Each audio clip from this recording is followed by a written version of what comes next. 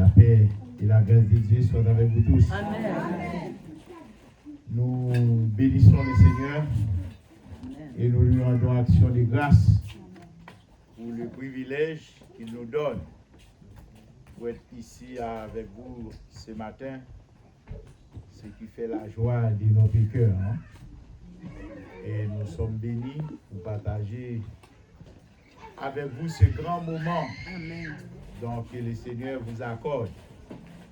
Programmer une semaine pour être dans le jeûne et la prière. C'est une grâce exceptionnelle. Quand on connaît que la prière, c'est une communication avec Dieu. Étant en communication avec Dieu, il n'y a pas de choses plus merveilleuses que cela sur terre. Et pour communiquer avec Dieu, on doit se revêtir de notre statut exceptionnel, ce qui fait de nous, même étant sur terre, citoyens célestes. Donc nous vous bénissons pour cela, pour cette grâce que vous nous donnez le privilège de partager avec vous.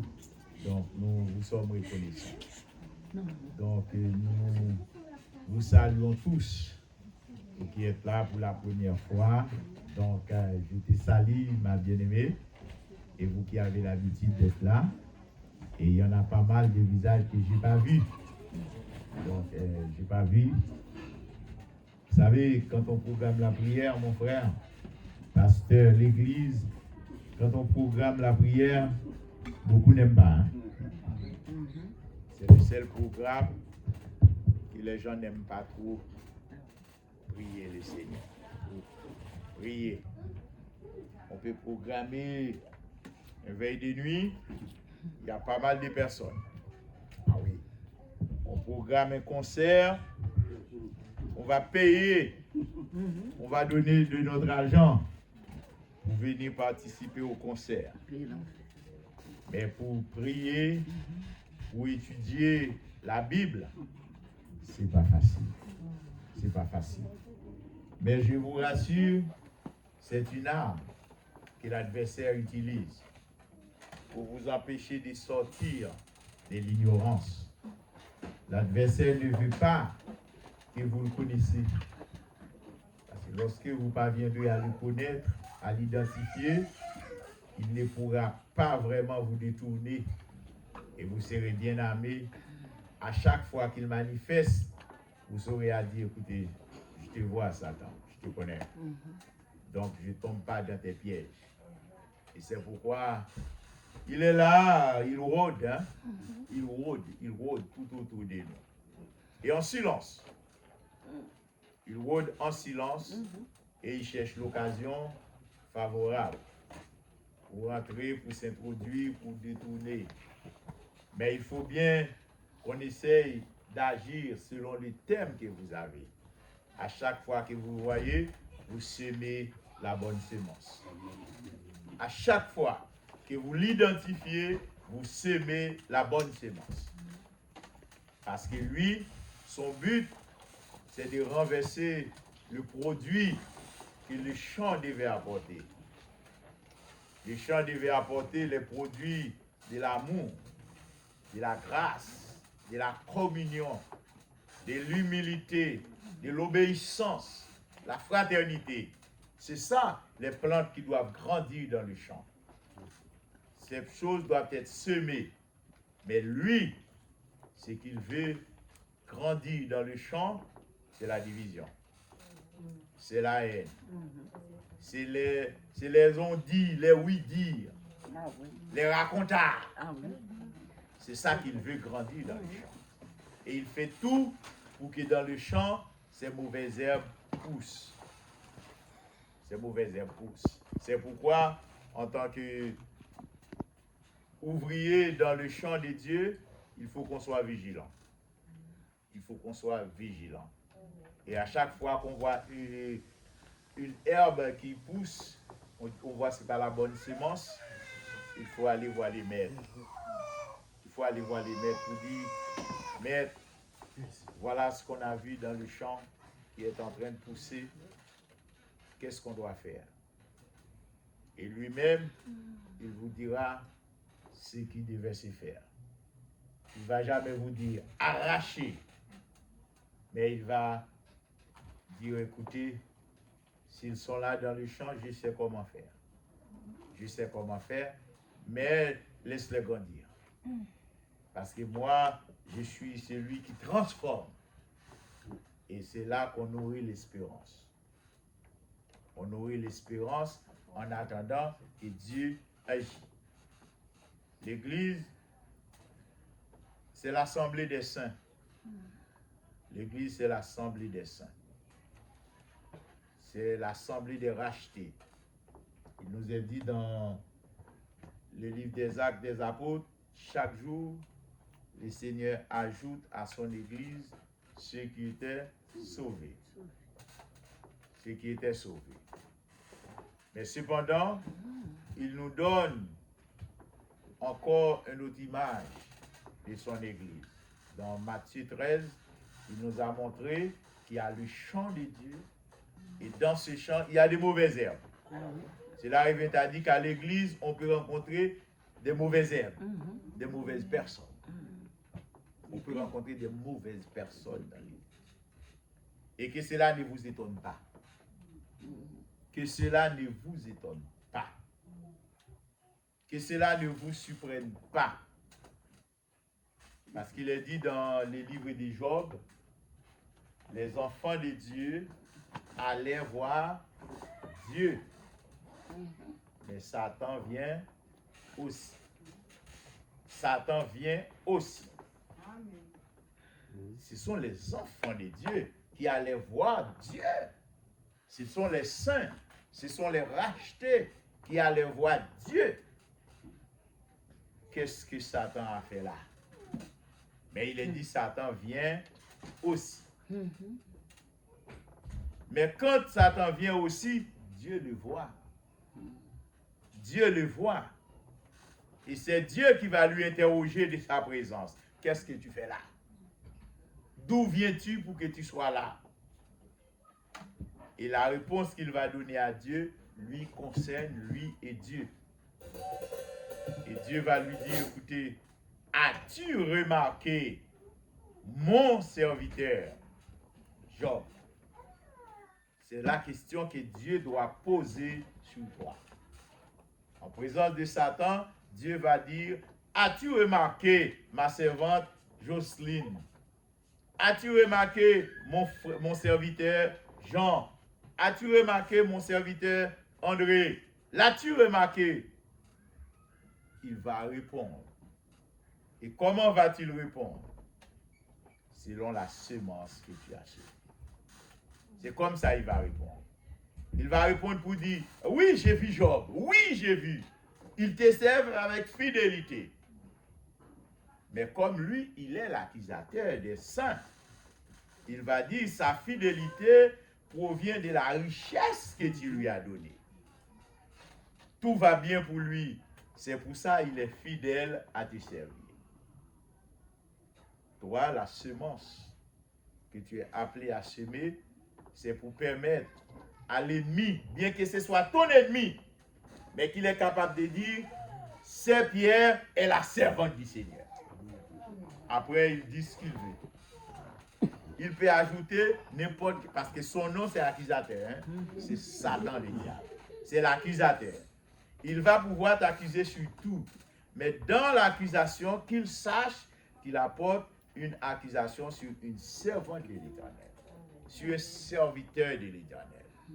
Il va lancer sa pierre, mais qu'il sache, la pierre qu'il va lancer, c'est dans une famille de serviteurs de Dieu.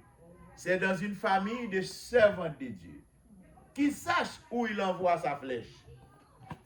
Qu'il n'envoie pas sa flèche chez quelqu'un, comme ça, comme ça, comme ça. Non, que Satan sache, là où j'envoie cette flèche, je l'envoie chez une famille chrétienne. Que Satan vous désigne comme son ennemi. Parce que vous êtes servant de Dieu. Vous êtes serviteur de Dieu, Satan vous désigne comme son ennemi. Et vous, vous le savez déjà, vous ne pouvez pas être serviteur de Dieu et ami de Satan. C'est pas possible. Ah oui. Ça ne marchera pas. Pour libérer ma main, je crois qu'on peut fermer ce micro. Hein. Moi, j'ai assez une grande voix. Hein. Ou du moins, pour servir Dieu avec fidélité, ça doit se voir. Ça doit pas se dire, mais ça doit se voir. Servir Dieu, c'est quelque chose visible. Parce qu'il a dit, Jésus, une lumière ne peut pas être cachée. Une lumière ne peut pas être cachée. On ne peut pas allumer une lumière, une chandelier pour le mettre sous le boisseau. Cela veut dire que pour le mettre sous le couvert. On ne peut pas. Tu es lumière, tu dois briller. Et étant lumière qui brille, on doit marquer la différence. On doit marquer la différence.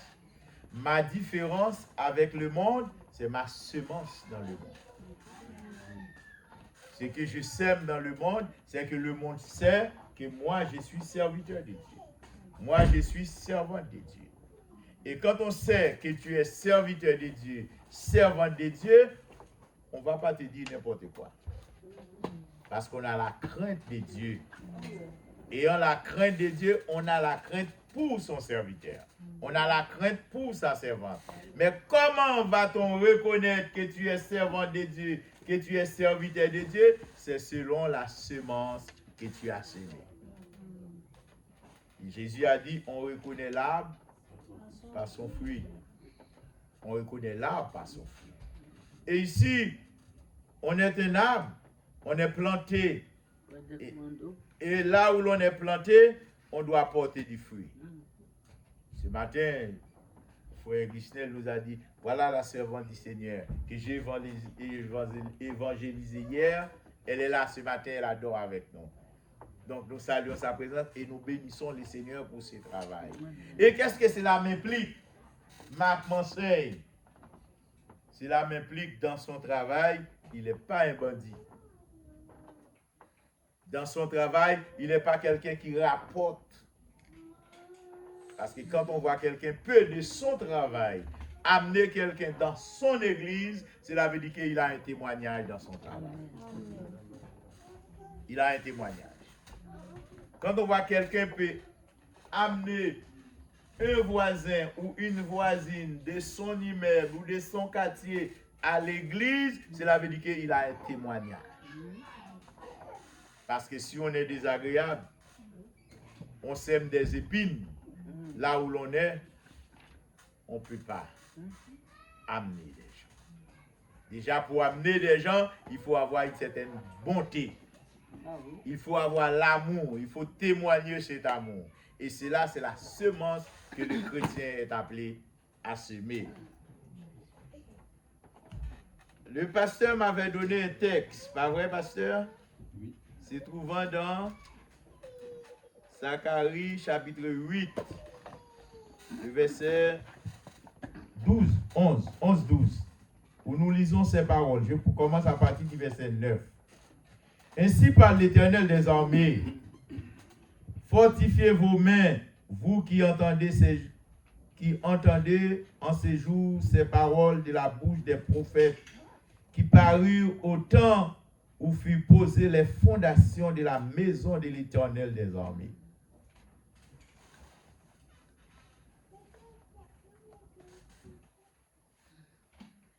Où le temple allait être bâti. Où le temple allait être bâti. Car avant ces jours-là, il n'y avait pas du tout de salaire pour l'homme et point de salaire pour la bête. Il n'y avait point de paix pour ceux qui entraient et sortaient à cause de l'ennemi.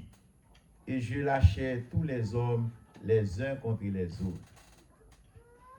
Maintenant, je ne suis pas pour le reste de ce peuple comme j'étais dans le temps passé. Parole de l'Éternel des armées. Pasteur me demande d'aller jusqu'au verset 17. J'y vais vous. Parole de l'Éternel des armées. Verset 12. Car voici la semence de la paix. La vigne donnera son fruit, la terre donnera ses produits, et le ciel donnera sa rosée. Je ferai hériter de tous ses biens le reste de ce peuple. De même que vous avez été malédiction parmi les nations, maison de Juda et maison d'Israël. De même, je vous sauverai et vous serez bénédiction. Soyez sans crainte et que vos mains se fortifient. Car ainsi parle l'Éternel des armées, comme j'ai résolu de vous faire du mal, lorsque vos pères me provoquaient mon indignation, dit l'Éternel des armées, et je ne sais pas regretter. Ouais, je ne l'ai pas regretté. Ainsi je suis revenu et j'ai résolu en ces jours de faire du bien à Jérusalem, à la maison de Juda. Soyez sans crainte. Ces paroles, vous les mettrez en pratique. Dites la vérité chacun à son prochain. Jugez dans vos portes selon la vérité et selon un jugement de paix. Verset 17. Que nul en son cœur ne médite le mal contre son prochain. N'aimez pas le faux serment, car ce sont là toutes choses pour lesquelles j'ai de la haine. Parole de l'Éternel. Amen. Ici, ce matin, on est en présence de la parole d'un homme que Dieu a appelé à une double fonction. Et cet homme est appelé pour construire la maison de Dieu. Pour construire la maison de Dieu. Qu'est-ce que la maison de Dieu? Jésus nous l'a dit. Ce matin, vous êtes dans la maison de Dieu. La maison de Dieu, c'est la maison de prière. C'est la maison de prière. Et dans la maison de prière, il n'y a rien d'autre que vénérer Dieu, que bénir Dieu, que glorifier Dieu, qu'exalter Dieu et de dire la vérité à son frère et à sa sœur. C'est ça la maison de Dieu. Vous vous souvenez, Jésus est arrivé à Jérusalem. Il avait réalisé qu'il y a quelque chose qui se passe dans le temple qui n'était pas confortable de ce qui se passe dans la maison de Dieu. Il a porté la correction. Il a renversé les sièges des hommes d'affaires. Il a renversé les échangeurs d'argent. Il a chassé les vendeurs de pigeons. Et il a dit, ma maison sera appelée une maison de prière. Mais vous en faites une caverne de voleurs. Vous en faites une caverne de voleurs. Et pourtant, parce que la maison de Dieu sera appelée une maison de prière. Dans la maison de Dieu, on prie. On prie. Et Zacharie, qui est le porteur de ce message, son nom déjà, c'est une consolation. Parce que son nom nous dit que Dieu se souvient de nous. Dieu s'est souvenu de nous. Dieu se rappelle que nous sommes là. C'est ça, Zacharie. Aujourd'hui, on voit des chrétiens qui font leurs enfants, ils les donnent des noms tirés dans des feuilletons. Ils ne savent même pas que c'est du virtuel. Ils ne savent même pas que ce qu'ils regardent là, c'est de la fausseté. C'est un monde imaginaire. Et ils donnent des noms avec des enfants. Ashley. Je prends l'exemple. Ashley. Spiou. Ils donnent toutes sortes de noms à des enfants. Et pourtant, le nom de quelqu'un, c'est son caractère. Le nom de quelqu'un englobe sa mission. Sa mission. Le nom de quelqu'un est relatif à sa personne dans toute son essence, dans toute sa profondeur. Le nom de la personne construit la personne. C'est pour cela qu'on trouve vraiment difficile à l'église pour trouver quelqu'un qui appelle sa fille Jézabel. C'est très rare pour aller trouver quelqu'un qui dit « Comment t'appelles-tu » « Ah, je m'appelle Sœur Jézabel. » Non. Vous ne trouvez pas ça. Il peut y avoir, hein. C'est pour ça que j'ai dit c'est rare. Parce que quelqu'un pourrait être dans le monde, il ne connaît pas vraiment ce que ça veut dire Jézabel.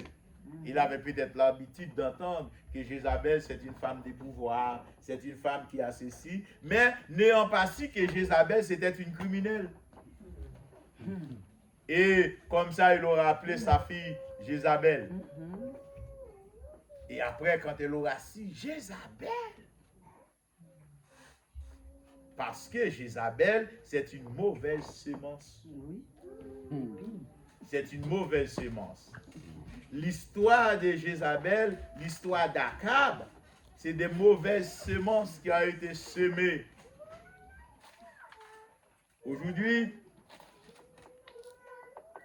on va trouver des filles qui s'appellent Nathanaël, des hommes Nathanaël, Marie, il y a beaucoup de Marie. Parce que c'est l'image de la femme qui écoute la voix de Dieu et qui accepte. C'est une femme qui a semé l'obéissance. Elle a semé l'obéissance. Elle a compris la parole. Elle a entendu la voix de l'Éternel qui parle, qui dit, écoutez, tu vas être enceinte. Elle va répondre, comment cela va-t-il se faire, puisque je ne connais point d'homme. Puisque je ne connais point d'homme. Elle va avoir l'explication. D'où l'importance de l'enseignement. Elle va avoir l'explication. Tu as trouvé grâce aux yeux de Dieu. Tu as trouvé grâce. Le Saint-Esprit va venir sur toi. La puissance du Très-Haut. Il faut l'enseignement. Parce que quand la sœur ou le frère te pose une question, tu n'as pas à fâcher. Tu as à lui donner la réponse. Tu n'as pas la réponse, ma sœur, je vais trouver la réponse. Je vais t'apporter la réponse. Parce qu'elle doit savoir. Elle doit connaître. Quand je dis quelque chose à l'église, tout le monde doit savoir pourquoi. Et quand tout le monde sait pourquoi c'est dit, l'enseignement est fait. On est éclairé, maintenant on est libre d'accepter ou refuser. On est libre d'accepter ou refuser. C'est pourquoi Dieu dit, mon peuple meurt par manque de connaissance. Quand on ne connaît pas, on n'a pas le salut. On ne peut pas être sauvé sans la connaissance. On ne peut pas être sauvé sans la connaissance.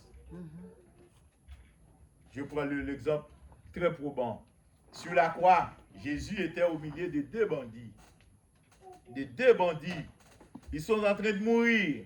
Leur mort est projetée dans les heures qui suivent. Mais il y en a un qui ne connaît pas qui est-ce qui l'accompagne sur la croix. Il l'a vu, il l'a entendu, mais il n'a pas connu. Il a dit, toi, tu as sauvé les autres. Tu as fait ceci, tu as fait cela. Sauve-toi toi-même, maintenant. Maintenant, c'est ton tour, sauve-toi. Parce qu'il ne le connaissait pas. Mais celui qui le connaît, dit, écoutez, arrête-toi là. Toi et moi, nous sommes deux bandits. Nous méritons ce que nous subissons. Mais lui, c'est ça la connaissance. Mais lui, il n'a rien fait pour mériter cela. C'est son témoignage qu'il apporte sur Jésus. C'est la semence qu'il a semée à l'égard de la personne du Christ. Il va dire, lui, il n'a rien fait pour mériter cela. Maître, parce qu'il connaît, Maître, souviens-toi de moi quand tu seras dans ton paradis. Quand tu viendras dans ton règne, souviens-toi de moi. C'est une parole de connaissance. Jésus lui a dit, aujourd'hui même, tu seras avec moi dans le paradis. aujourd'hui même. Par la connaissance de Dieu, on a la vie. Et quand on connaît Dieu, on dit ce qu'on connaît de lui. Il a connu que lui, il n'a rien fait. Et Isaïe va nous dire, c'est de nos péchés qu'il s'est chargé. Il s'est fait pécher pour nous. Il a été brisé pour nos iniquités. Le châtiment qui nous donne la paix est tombé sur lui. C'est ce que le brigand a témoigné. Et Jésus a dit, aujourd'hui même, tu seras avec moi dans le paradis. Il a semé la parole qu'il a reçue comme ça, comme ça. Quand on connaît la parole, on l'a. Quel que soit là où tu l'as appris, tu l'as. Tu auras fait de bons usages. Il y a une autre femme, c'était une prostituée. Quelle que soit la personne que tu es, quand tu connais la parole te donne la vie. Parce que la parole, c'est la vie. C'est pour ça que Jésus dit, je suis la vie. Je suis la vérité. Une femme répondant au nom de Rahab. Répondant au nom de Rahab. Lorsque Moïse a envoyé Josué et les espions pour visiter les pays, et c'était quel pays encore, pasteur Josué? Josué chapitre 2. Arrivé là-bas, les espions sont arrivés, Josué et Caleb. Ils sont rentrés chez Rahab. Les gens de la ville viennent. Et Rahab a dit à Josué et Caleb, nous avons appris ce que Dieu, ton Dieu, a fait avec tous les peuples d'alentour. Et nous avons pris peur. Je sais, c'est ça sa connaissance. Je sais que ton Dieu va livrer notre pays entre tes mains. Je le sais. Mais quand tu viendras pour prendre notre pays, aie pitié de nous. Et qu'est-ce que Rahab avait fait? Elle avait caché ces deux hommes dans sa galerie. Et lorsque les hommes ont venu le chercher, elle a dit non, ils sont partis longtemps. Et après, quand ils sont partis, elle les a sauvés. Qu'est-ce qu'ils ont donné? Josué dit à Rahab, écoutez, prenez ce fil de cramoisi, un fil rouge. Vous voyez aujourd'hui? Vous voyez souvent, on voit des gens qui ont un fil de rouge, une gourmette rouge dans leurs mains. Surtout chez le star là. Ça vient de là. Ça vient de là. Et ça vient d'une église américaine qui vend ces fils. Josué avait donné ce fil à Rahab, un fil rouge, un cordon rouge. Il a dit à Rahab, oui, c'est vrai, le Seigneur va nous livrer le pays. Mais ce fil, ce cordon, ce foulard, vous le mettez sur le pan de ta porte, dans la fenêtre où tu nous as fait sortir. Lorsque nous revenons, mais dans cette maison, tu rassembleras toute ta famille. Tous les gens de ta famille. Rahab, c'était une prostituée. Mais elle a la connaissance de Dieu, que c'est un Dieu tout-puissant. En ayant la connaissance de ce Dieu tout-puissant, elle a semé de bonnes actions avec les serviteurs de Dieu. Josué a dit, mets ce foulard dans le pan de ta porte. Quand nous serons venus pour détruire la ville maintenant, nous verrons ce foulard rouge. Nous passerons outre. Ta maison ne sera pas détruite. Ta maison ne sera pas détruite. Et c'est pourquoi cette maison de Rahab qui était sur la muraille de Jéricho, lorsque Josué va venir avec son peuple pour détruire Jéricho, c'est la partie de la maison de Rahab seulement qui va rester. Parce que sa maison va être gardée.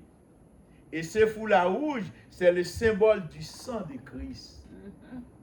C'est le symbole du sang de Christ qui nous sauve. Ce foulard rouge étant sur la paroi de la porte, c'est le symbole de l'agneau pascal que Moïse avait égorgé dans la soirée et avant la sortie d'Égypte, avant la mort des premiers-nés, lorsque l'Éternel avait adonné à Moïse et que toute la famille d'Israël mange un agneau pascal, symbole du Christ sur la croix. Et il prend le sang de ce bout, de cet agneau, il met sur le linteau de sa porte. Lorsque l'ange de la mort va passer, il voit le sang, il va passer outre. Donc les premiers-nés de la maison de l'Éternel en Égypte seront protégés. Cela veut dire que quel que soit dans les milieux où tu es, lorsque tu as la parole de Dieu, tu as la vie. Sans quoi, en France, on serait tous condamnés pour l'enfer. Parce que la France est devenue un pays consacré à Satan le diable. Ou même les lois de ce pays dirigent les gens vers l'enfer. C'est vrai. Où l'on légalise l'abomination, l'homosexualité, crime des enfants, l'infanticide, l'IVG. Tous ces crimes-là sont autorisés en France. C'est les pays prêts pour l'enfer. Mais puisque vous êtes là dans ce pays et que vous avez la connaissance de ce Dieu de vie, vous avez la vie éternelle. Amen. Amen. Amen. Et vous savez, ce pays se tient sur votre épaule. Ce pays se tient debout sur vos responsabilités. Si vous n'étiez pas là pour prier pour le salut de ce pays périrait déjà. C'est pour ça, vous, votre responsabilité, vous qui avez le salut, ils ne vont pas vous aimer. Ils ne veulent pas vous entendre. Ils ne veulent pas. Mais quoi qu'ils en veulent, quoi qu'ils en disent, ils sont sous votre grâce. Ils vont sous votre grâce. C'est à cause de vous. Quand Dieu les regarde, quand Dieu regarde Yves Saint-Laurent et Pierre Berger sous un lit ensemble, Dieu aura voulu brûler Paris. Mais et les petits qui sont là qui prient, qui sont là qui prient. C'est à cause de vos prières. La colère de Dieu s'est apaisée. Dieu dit, attendra les jours. Ce n'est pas nos prières, Dieu est capable de garder le monde encore dans ses abominations. Jésus.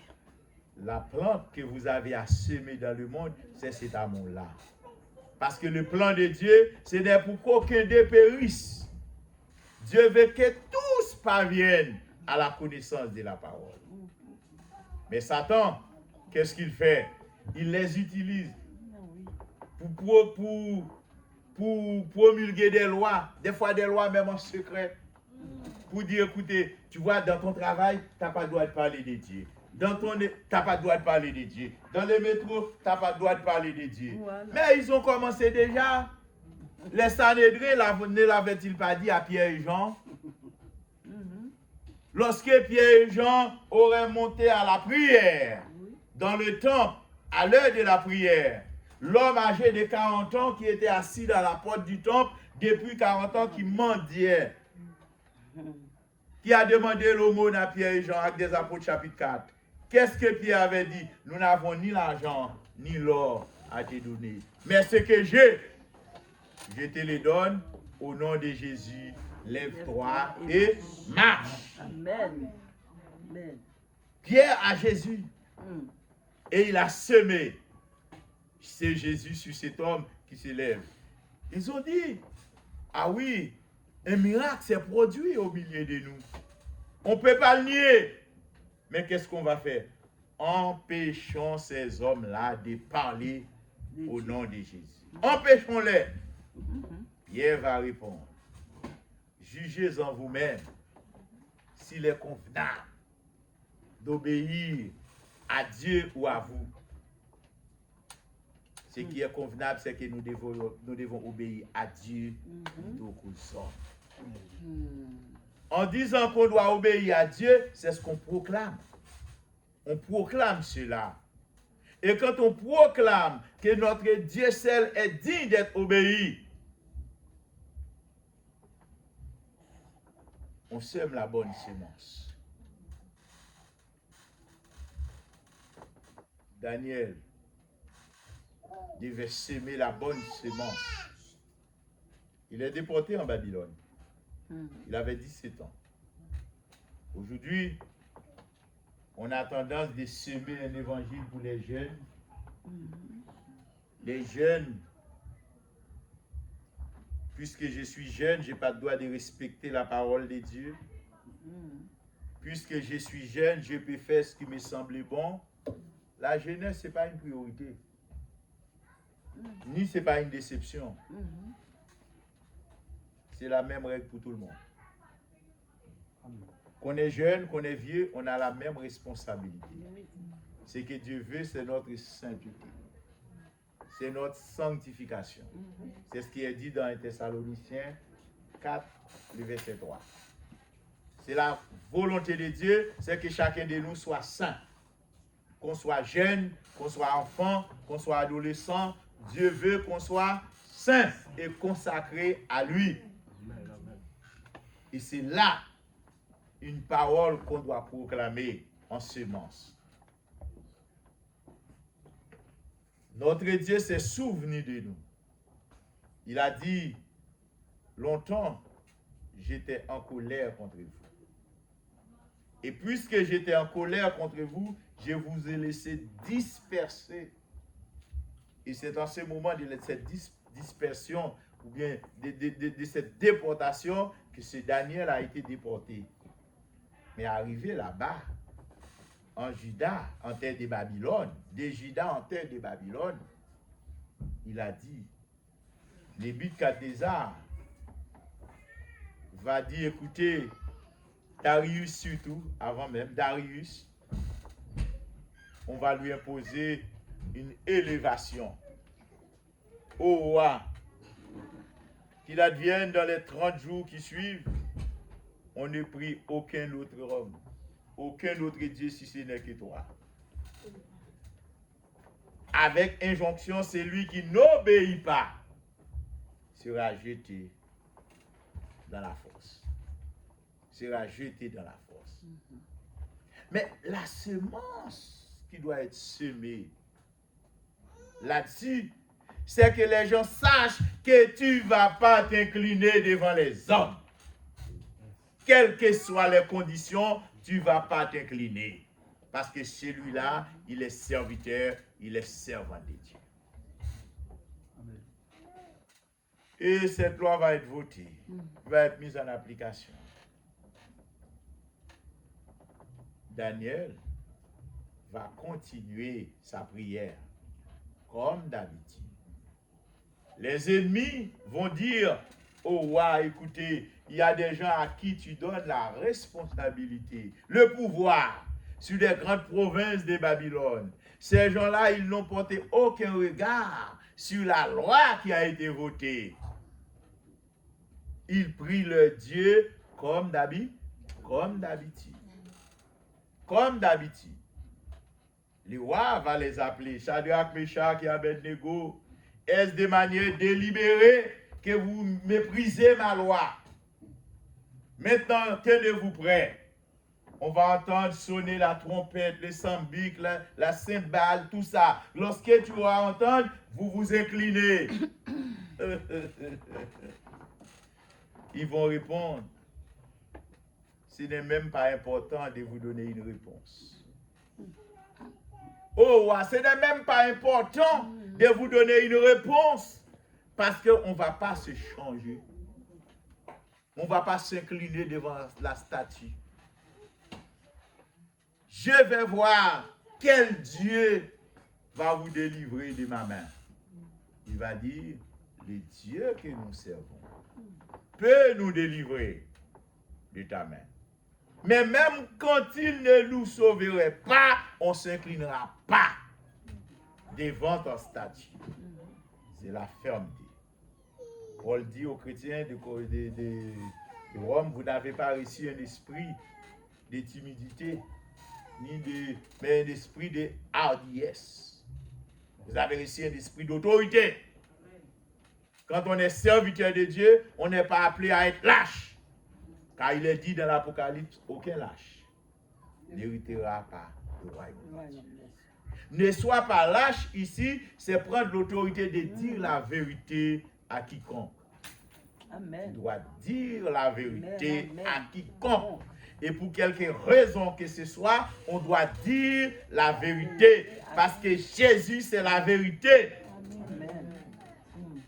Quand on ne dit pas la vérité, on sert Satan. Parce que Satan, c'est le père du mensonge. Mensonge. Jean 8, 34.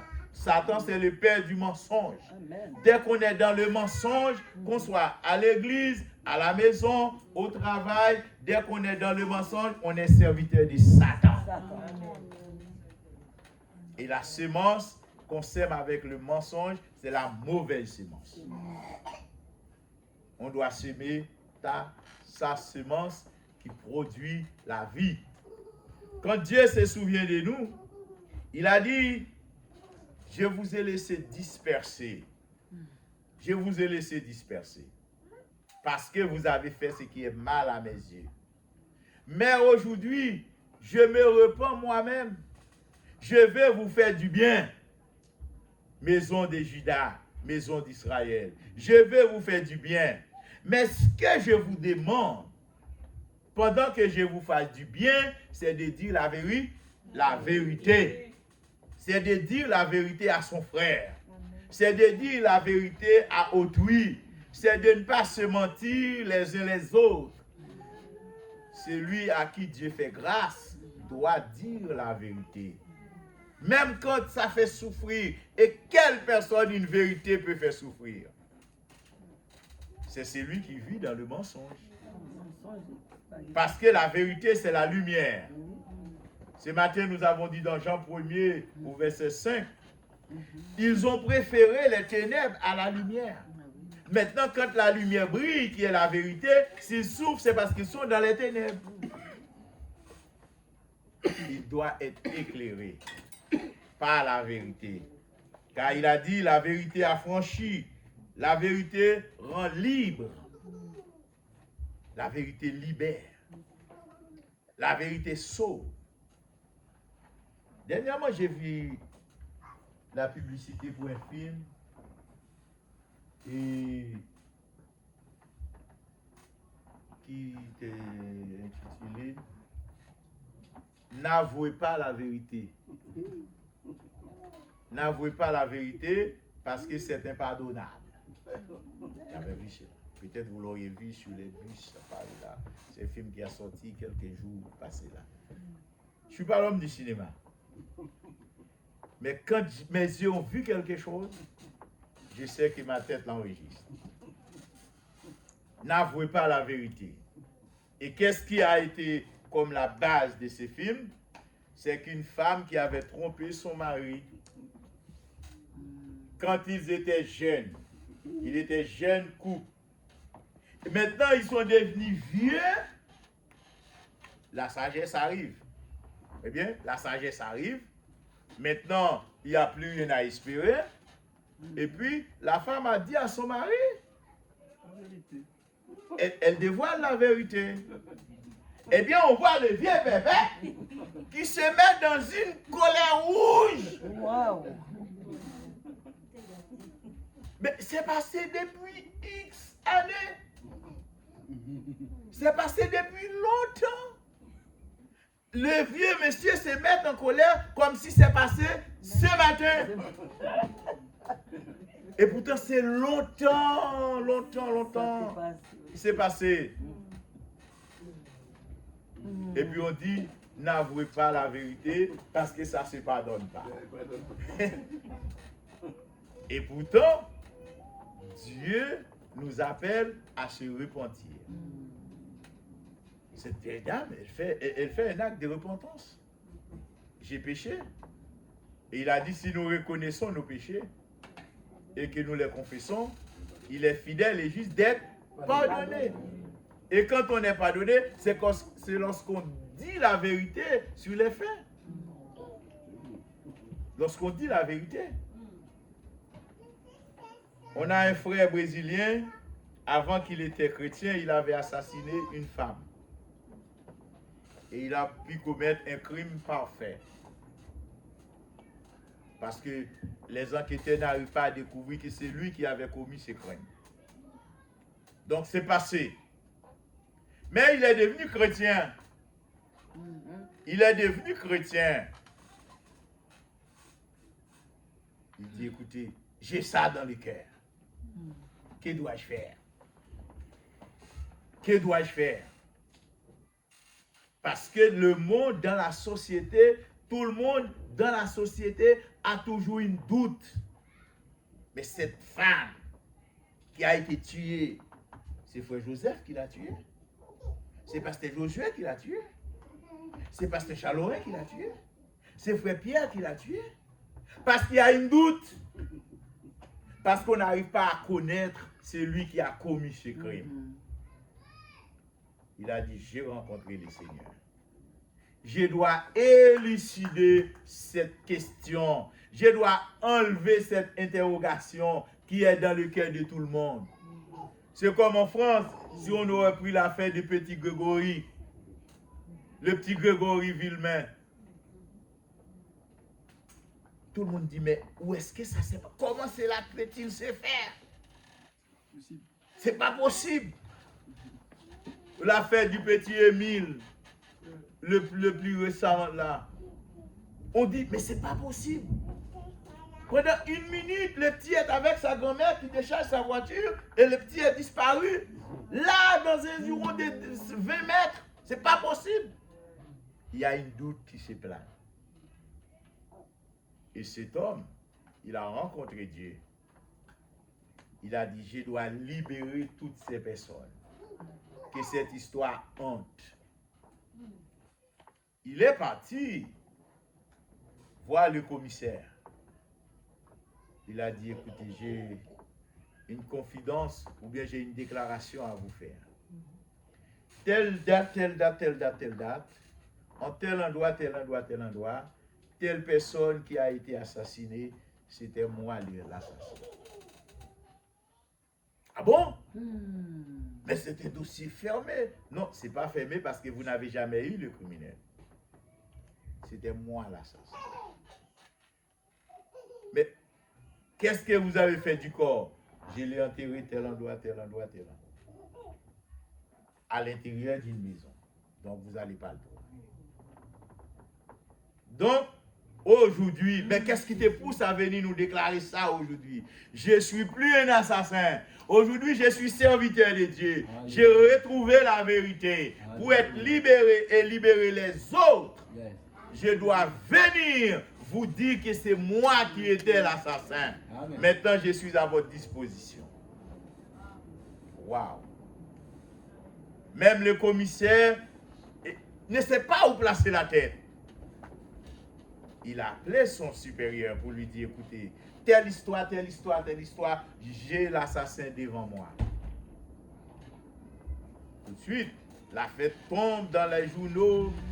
Le monsieur là, non seulement il a été arrêté pour l'affaire, il a été jugé, mais il a été libéré. Il a été libéré. Parce qu'il s'est venu lui-même et ils ont compris qu'ils n'ont aucun moyen pour l'attraper. Mais l'évangile l'a attrapé. L'évangile l'a attrapé. Donc il a trouvé l'entière liberté en Christ. Et il a dit, si le Christ vous a affranchi, vous êtes réellement libre. Et lui, il était prêt à payer pour sa dette. À payer pour sa dette. Et cela a fait de lui un grand évangéliste brésilien. Quand il parle, on l'écoute. Parce qu'il a en lui la vérité. Il a en lui la vérité. Et c'est pourquoi ce matin on a parlé du pardon. Pour trouver le pardon, on ne peut pas se donner le pardon.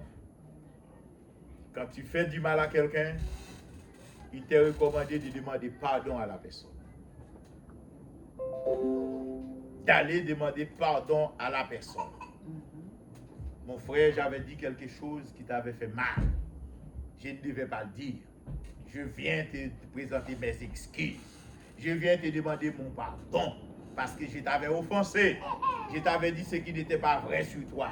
Je t'avais fait quelque chose d'autre. Tu as offensé, tu dois demander pardon.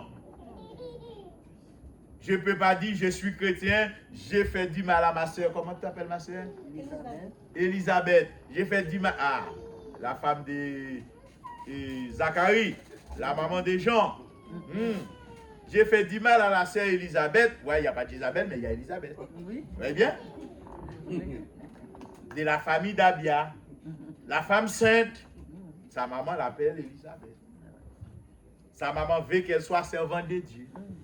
Parce qu'Elisabeth, c'était la femme qui sert Dieu de la famille d'Abia avec son mari Zacharie, le père de Jean, qui avait difficulté pour avoir un enfant, mais qui continue dans la foi, l'espérance, jusqu'à ce que Dieu va les donner Jean-Baptiste. Donc, on revient. On a offensé quelqu'un. On a pour devoir des chrétiens d'aller lui demander pardon. Amen. Et ça, c'est la bonne sémence. C'est la sémence de l'humilité. Ma soeur, je t'avais offensé. Mon frère, je t'avais offensé. Ou bien quand je l'avais fait, j'étais dans un état avec des pensées anormales.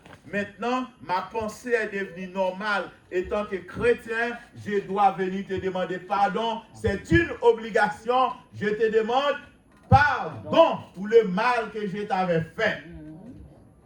Et c'est pourquoi dans Matthieu chapitre 6, Jésus va dire, pardonnez-nous nos offenses, comme nous aussi nous pardonnons à ceux qui nous ont offensés. Quand ce frère ou cette sœur vient devant toi pour te demander pardon, tu n'as pas dit, oui, il vient acheter figues. Non, tu n'as pas dit, il est venu, oui, c'est... Elle a trouvé grâce. Au contraire, apprends d'elle. Et toi aussi, qui as été blessé, tu ne vas pas dire, ouais, ce que tu m'avais fait, c'était tellement horrible, je ne peux pas te pardonner. Là, tu t'es fait piéger encore. Tu t'es fait piéger encore. Tu as pour devoir de pardonner. La personne doit demander pardon. Mais toi, tu as pour devoir de pardonner. La personne ne va pas dire, oui, j'avais offensé et c'est Elisabeth, moi je vais prier. Va prier, jeûner, fais tout ce que tu veux. Dieu ne te pardonne pas. Ce n'est pas Dieu qui va te pardonner. C'est la personne que tu as offensée. Et ça, si tu ne le fais pas, tu pries, tu jeûnes, tu fais pèlerinage, tu fais mission, tu donnes des grandes enveloppes, tu cotises. Tant que tu ne vas pas, ça reste une épine. Ça reste une épine. Parce que tu ne sèmes pas la bonne sémence. La bonne sémence, c'est quand tu vas voir le frère, la sœur, ou bien si je suis en France, s'il n'est pas en France, je cherche son numéro. Je cherche son numéro. Je l'appelle. C'est Marie-Cam? C'est moi, Kamita. Toi, tu m'appelles? Oui, ma chérie, je t'appelle. Je m'en rappelle, je t'avais dit une chose quand on était en Haïti. Ou bien, avant que je suis parti, je t'avais dit quelque chose qui n'allait pas. Mais aujourd'hui, j'ai rencontré le Seigneur. C'est ça le mot-clé. J'ai rencontré le Seigneur. Je ne suis plus la même personne. Je sens la nécessité pour venir te demander pardon. Je te demande pardon pour ce que je t'avais dit. Et là, cette personne va dire, oh là là, les chrétiens là, ils deviennent des gens sans pudeur. La façon que cette femme ou cet homme m'avait traité, maintenant il a le courage de m'appeler pour me demander pardon. Eh bien écoutez, oh, ça fait longtemps, c'était passé, ça me fait plaisir. Comment tu vas? Ça va? La fait, oui. est réglée. Dieu fait grâce. Et la joie débordera dans ton cœur d'avoir fait cette œuvre de courage pour aller demander pardon. Mais tu as le frère, quand tu le vois, tu tournes la tête. Il y en a qui a un problème, au lieu d'arranger les problèmes, il quitte l'église. Il quitte l'église. Tu vas où? Tu quittes l'église parce que tu as un problème à régler? Tu vas où? Tu vas arriver là-bas? Moi, je ne te connais pas. Tu viens dans mon assemblée. Je vais te recevoir avec joie. Mais quand j'appelle Pasteur Josué, moi, je vais l'appeler. Beaucoup ne le font pas. Mais moi, je t'appelle. Pasteur Josué, j'ai la sœur Anne-Marie qui est venue dans mon assemblée. Elle veut marcher avec nous. Donne-moi son témoignage. Je veux savoir. Ah oui, écoutez, oui, elle habitait à Dame-Marie-Lélis. Maintenant, elle est partie. Elle habite à Saint-Denis. C'est pour ça qu'elle marche. Ah, bienvenue, ma soeur. Bienvenue, ma soeur. Je comprends. Il y a un problème de déménagement. C'est la seule raison qui permet de changer l'assemblée. C'est la raison. Le lieu est trop long. Le trajet devient plus difficile. Je change d'assemblée. Toutes les assemblées sont la maison de Dieu. Amen. Ça, c'est pas grave. Mais tu as manqué de gars aux frères, à soeurs, ici, là. Tu t'accordes pas, tu n'arranges pas les problèmes. Et moi, tu m'apportes, ça va là-bas, là. C'est que tu as semé ici, là, il va porter des fruits chez moi, là-bas. Ah ben non. Non. Retourne, règle ton problème. Ah oui. Règle ton problème. Et après. Ah bon? Alors le péché que tu as planté ici, tu crois que ça va arrêter? Mais ça va produire des fruits. Et c'est là-bas que ça va produire des fruits. Ici, tu fais 2 bêtises, tu es parti. Quand tu arrives là-bas, quand ça produit des fruits, tu vas faire 100 bêtises. Amen. C'est vrai. Tu dois t'accorder. Ah oui. C'est pourquoi dans Matthieu 25, il est dit, si tu es en train d'apporter ton enveloppe, ici, ce n'est pas cette enveloppe, hein? Ici, l'enveloppe que Matthieu 25 parle, c'est l'adoration. Quand tu vas venir pour adorer le Seigneur, tu vas venir pour louer le Seigneur, et tu t'en souviens, il y a un problème avec un frère et une sœur, retourne, c'est pourquoi il dit dépose. Retourne, va voir les frères, va voir la sœur, accorde-toi avec lui. Et quand vous aurez accordé avec lui, reviens. Maintenant, loue ton Dieu. C'est la semence de l'humilité et de réconciliation. Parce que Dieu veut qu'on soit ensemble.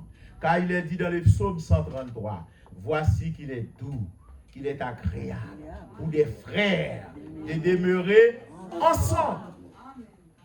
C'est comme l'huile précieuse qui descend sur la tête, sur la barbe d'Aaron, qui descend sur le bord de ses vêtements. C'est comme la rosée de l'Hermon qui descend sur la montagne de Sion. La montagne de Sion, c'est l'assemblée de Dieu. Amen. Il a dit, c'est là que l'Éternel envoie la bénédiction, la vie pour l'éternité. Sans unité, sans l'union, il n'y a pas la vie. Il n'y a pas la vie. Dieu n'envoie pas la vie là où il y a la division. Le Saint-Esprit ne peut pas agir là où il y a discorde. Non, il faut qu'on soit unis. C'est pourquoi Jésus, avant de partir, il a dit aux disciples, restez ensemble à Jérusalem, en attendant ce que le Père a promis. Restez ensemble, ne quittez pas Jérusalem. Ne quittez pas la maison de Dieu, en attendant que vous soyez revêtus du Saint-Esprit. Et ça va se faire le jour de la Pentecôte. Le Saint-Esprit va venir. Et même au jour de la Pentecôte, Actes des Apôtres, chapitre 2, il va vous dire, ils étaient tous ensemble, dans un même lieu. Tout à coup survint un bruit impétueux. Des langues comme des langues de feu. Et va venir se poser sur la tête de chacun. C'est ça. Lorsqu'on est ensemble, c'est une bonne semence. On est dans l'unité. Dieu veut qu'on soit unis ensemble. Amen. Et quand Dieu se souvient de nous, mes bien-aimés, il nous donne la force. On va finir. Il nous donne la force. Il nous encourage. de se compter les uns sur les autres. C'est pourquoi on n'a pas à rejeter. Le frère qui est à côté de moi, c'est ma soeur, tu es ma bénédiction. Dieu te place pour me bénir. Dieu me place pour te bénir. Dieu nous place ensemble pour nous bénir les uns les autres. C'est pour cela l'assemblée des saints, c'est une assemblée de joie, de paix et de bonheur. Nous sommes frères. Qu'il n'y ait pas de disputes au milieu de nous. Mais s'il arrive qu'il y ait des différends, comme nous dit l'apôtre Jacques, qu'on s'assoie ensemble, qu'on dispute, qu'on discute. Tu vois, j'ai dit qu'on dispute et qu'on discute. Parce qu'il pourrait arriver, dans cet entretien, il y a quelqu'un qui se met en colère. Mais même sa colère ne va pas permettre que je la rejette. Elle se met en colère, mais il faut que je la ramène à la concordance, à la cohésion. Et après, on va prier ensemble. On va prier ensemble. Et c'est là la bonne séance. Et c'est ce que Dieu veut pour exaucer toutes nos prières, mes bien-aimés. Donc, Dieu se souvient de nous. Il nous appelle. Il nous fait une ordonnance que j'aimerais bien, en dépit de tout ce que je dis, que vous retenez cette ordonnance de l'Éternel. Vous avez été la malédiction dans le monde. Vous avez commis le péché. Dieu s'est résolu de ne plus vous laisser dans la souffrance. Il est venu vous restaurer. Maintenant, il vous restaure. Il a dit maintenant, ne dis pas de mensonges les uns contre les autres, mais dis la vérité à chacun de vous, et que vous vous bénissez ensemble. Maintenant, le temps de la souffrance se change en temps de joie. C'est Jérémie l'a dit ce matin. En temps de joie, ça change en temps de joie et de bonheur. Le bonheur pour chacun de vous, c'est de vous retrouver dans la présence du Seigneur, en communion, pour louer, bénir et célébrer notre Dieu. Donc, je vous encourage à marcher dans cette voie, Amen. à demeurer dans la prière, à continuer à vous supporter les uns les autres. S'il y a quelques raisons de découragement, votre semence, c'est d'appeler le frère découragé, c'est d'appeler la sœur découragée, c'est d'aller le chercher, c'est d'aller la chercher. C'est faire le point pour trouver le bon pilier, parce que le but, c'est qu'on demeure ensemble. Fait de pouvoir, de pardon, une arme. Pouvoir de s'excuser, une arme. Car il a dit, si nous reconnaissons nos péchés, nous les confessons. Il est fidèle et juste pour nous pardonner et purifier de toute iniquité. Semez la bonne semence et vous récolterez de bons fruits. Que le Seigneur vous bénisse. Amen.